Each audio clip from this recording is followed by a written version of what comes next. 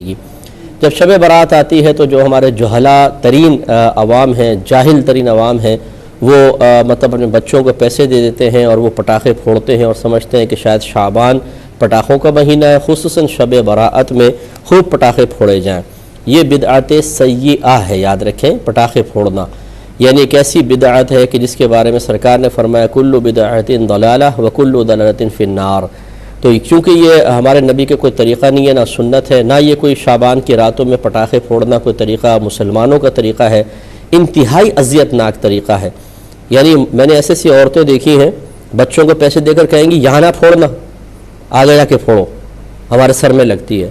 اس کا مطلب یہ ہے کہ آپ اتنے نازک ہیں کہ آپ کے سر میں آپ کا بچہ پٹاخہ پھوڑے تو تکلیف ہوتی ہے، دوسروں کی تکلیف ہی نہیں ہے۔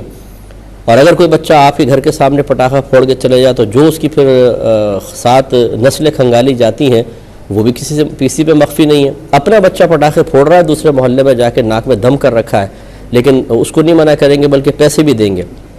تو اچھی طرح یاد رکھیں کہ اپنے بچوں کو روکنا واجب ہے، یہ بالکل بدعت سیئہ ہے۔ ایسا اگر وہ کرے گا تو بچے اگر نابالغ ہیں تو وہ تو قابل گرفت نہیں ہوں گے، بڑے قابل گرفت ہوں گے اور ان کی شدید گرفت ہوگی۔ اور پھر آپ نے دیکھا ہے کہ کئی دفعہ یہ پٹاخے لے کے دوسرے پہ پھینک دیے جاتے ہیں، کسی کی آنکھ خراب ہو جاتی ہے، کسی کا کان۔ ایک بچی کا میں نے اخبار میں یا خبروں میں مجھے پتہ چلا تھا کہ کسی نے ایسی شرارت کر کے اس پہ پٹاخہ پھوڑا، آنکھ کے پاس آ کے پھوٹا تو اس کی آنکھ خراب ہو گئی تھی۔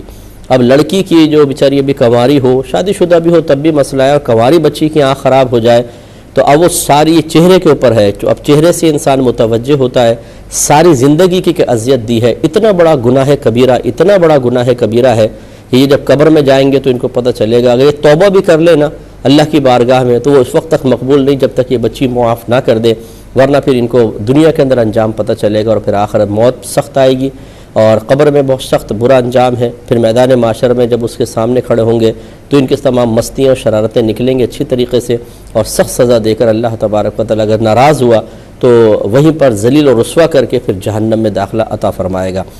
اس لیے اپنے بچوں کو سختی کے ساتھ روکیں۔ یہ کوئی پٹاخوں کی رات نہیں ہے، نہ ہمارا مذہب اسلام اس قسم کی خرافات کی اجازت دیتا ہے جس سے پورا محلہ اذیت اور تکلیف میں مبتلا ہو جائے۔